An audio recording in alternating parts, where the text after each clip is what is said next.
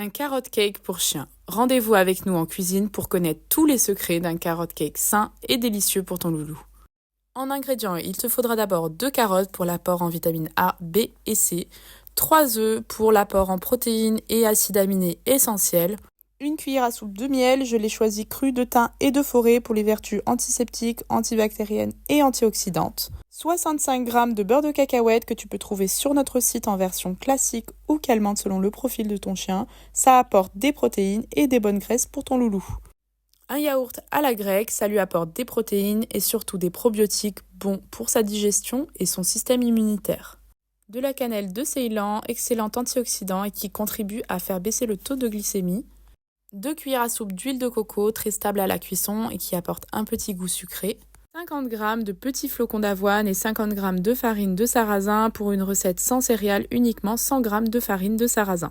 Environ 125 g de compote de pommes nature, attention à ce qu'elle ne soit pas sucrée, et du bicarbonate de soude pour éviter la levure chimique. Pense à tout préparer d'avance et prépare aussi tes ustensiles. Pour cela, il te faudra une tasse de mesure ou une balance. Je t'ai mis les quantités équivalentes selon ce que tu préfères. Un économe, une grosse cuillère et une spatule, une râpe, 2 saladiers, plusieurs bols et cuillères, également une grille pas du tout obligatoire et enfin 2 moules de 15 à 18 cm.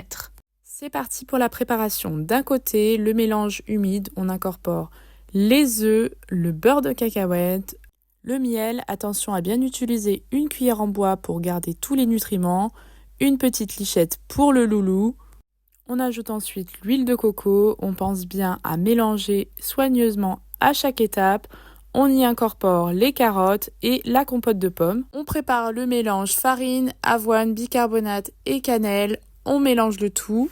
On graisse les moules à l'huile de coco, on y verse la préparation avant d'enfourner le tout à 180 degrés pendant 20 à 30 minutes.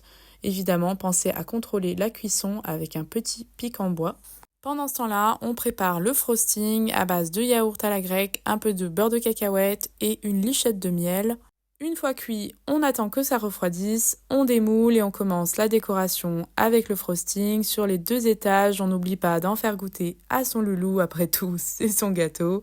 Et on peut également rajouter un petit peu de carottes râpées pour la déco. C'est maintenant l'heure de la dégustation. Pour plus de recettes et d'astuces, n'oublie pas de t'abonner. Et si tu te demandes si c'est bon pour toi, évidemment, n'hésite pas à tester